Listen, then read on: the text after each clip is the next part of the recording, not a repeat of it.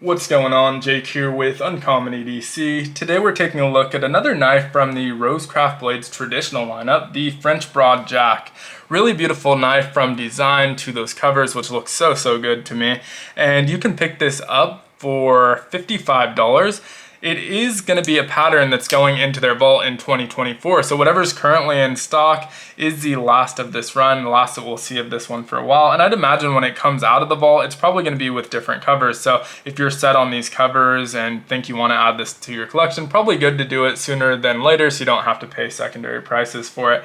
Now, in terms of sizing on this knife, pretty generous size for a slip joint at 6.8 inches overall, but nice and slim profile, and so able to keep it pretty lightweight, 2.5 ounces. I really like that about the design of this one. It feels like a substantial knife, but also pretty compact in the pocket, so like that combo a lot. 3.875 inches of that in our handle, and you can see kind of a unique shape to the handle. I wasn't sure what to expect ergonomically. I like the design and the flow of it aesthetically, but wasn't sure what to expect with that slimmer profile and kind of unique handle shape. But happy to report it's extremely comfortable. Able to get all 5 fingers on there pretty generously, and you can see I'm spread out, not super cramped or anything like that, and really feel locked in and comfortable in this grip. One thing that I like is that my index finger seems to land here between the front of the bolster and that kick, and that allows me to put a little bit of pressure on the back of this blade, a little bit more than you typically would with the slip joint, where I'm not super worried about this closing up on me because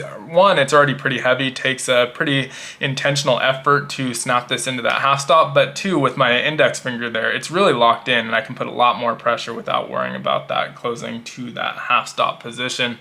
So like the ergos on it a lot, onto that blade, we're looking at about a 3-inch blade, Wharncliffe style blade, which I'm a huge fan of Wharncliffe, so definitely biased towards that. I like that a lot. Nice swedge towards the upper half of that blade, or towards the front half, towards that tip. And that's something typical that we see with a lot of Andy Armstrong designs. And this one's an Andy Armstrong design, as you can tell from his maker mark right here on the tang of that pile side. And so we see that on a lot of his designs. I'd imagine that's his preference in a knife because it makes it onto so many of his designs. Also have that nail nick deployment. D2 steel in here, so we got a nice stainless. You can see the etching on the tang. We have the RCB on the show side, Rosecraft blades. Flipping over to that pile side, we have the maker mark of Andy Armstrong, D2 steel, and the model number, which I believe reads RCT007. So this is 007.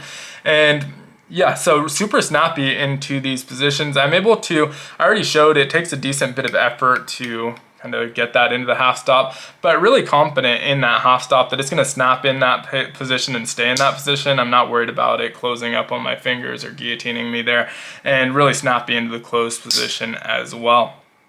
We do have a nice pinchable grip here. I tend to use the nail nick a lot on this one for whatever reason, although I usually do prefer a pinch grip. I do find myself using the nail nick on this one, and it's got a nice pull. It's a little bit lighter than my preference, but I think a pretty universally liked pull. It's not a light pull, it's not a heavy pull. I'd say probably a 5.5 or a 6, and it feels very consistent from open to half stop and half stop to close. Also really smooth, and already alluded to it being super snappy in all of those positions. So really nice walk and talk and action on that one.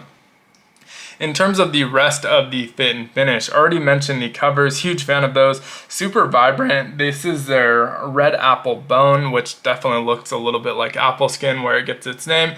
And yeah, love the way that they do their dye. I mentioned that in the previous Rosecraft traditional video that I did on the Beaver Creek Barlow. I think they do an excellent job on their dyes. This one's not packed wall to wall with color. It's got some darker portions and lighter portions, which makes for a really visually interesting cover to look at, and feels very consistent from our show side to our pile side. Obviously they can't be identical because of the random nature of the dyeing process, but it does feel like we got very consistent scales from one side to the other. No cracks or anything of note on those covers, and then obviously completely flush transitions all the way across the board.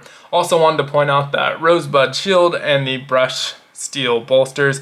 I think the Rosebud shield looks especially good on this pattern. Big fan of it. I think it all ties in very nicely, so big fan of that as well. Now moving on to the springs, this is the only spot where we get a minor fit and finish thing, but it's pretty inconsequential in the grand scheme of things. You can see the back half here is basically completely flush, really nothing of note. We do have those steel liners, but getting up to that front half, not sure how well this will pick up on camera, but when you view it at an angle, especially with all of the lights on it, you can notice just a slight bit of stepping between the spring and the liners, and it's something that you can kind of feel. It's not like you're getting caught up on it, but you can feel a little bit of difference in the height there. And so did want to point that out, but really not something that's super noticeable. It's not something that's getting caught up and picking up like fibers from your pocket or anything like that. And so not too worried about that, but did want to point that out.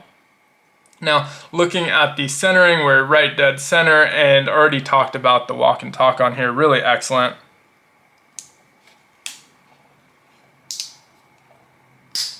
And so, huge fan of this knife. I've mentioned in the last video, I'm planning on doing a ranking of my favorite patterns from Rosecraft blades once I do my video on all of the ones in my collection, which currently sits at 6, although I'm looking at a couple more.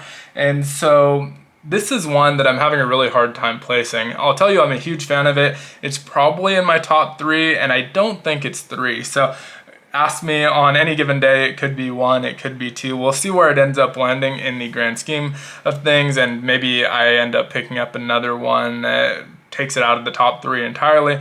But it is one of my favorite knives from Rosecraft blades. Huge fan of it, which I wasn't really anticipating, to be honest. I think there were other ones that I was more excited about that this one was able to surpass, and so really nice surprise there. Would love to hear your thoughts on this one down in the comments below, though. If you have it, what your thoughts are on it, and if you don't, you know, what do you like about it? What don't you like about it? Are you considering picking it up before it's going in the vault? Also wanted to point out, Andy Armstrong designed this knife, Andy Armstrong of Rosecraft blades, and he's actually going to be on Tim School of Fish and I's live tonight called Just a Tip.